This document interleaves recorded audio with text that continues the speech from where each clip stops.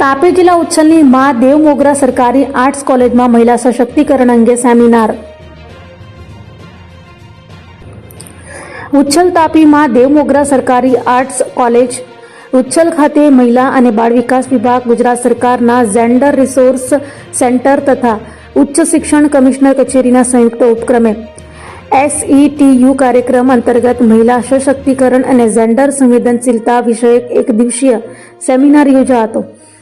ઉચ્ચ શિક્ષણ સંસ્થાઓમાં જેન્ડર સંવેદનશીલતા અને મહિલા સશક્તિકરણ વિષય પર યોજાયેલા સેમિનારમાં મહિલાઓ માટે સલામત, સમાન અને સશક્ત વાતાવરણ નિર્માણ અંગે માર્ગદર્શન આપવામાં આવ્યું હતું. કાર્યક્રમમાં ગુજરાત સરકારના રાજ્યમંત્રી તથા નિઝરના ધારાસભ્ય ડોક્ટર જયરામ ગામિત મુખ્ય અતિથિ તરીકે ઉપસ્થિત રહી મહિલા સશક્તિકરણ, સમાનતા અને સુરક્ષાના મહત્વ પર ભાર મૂક્યો હતો.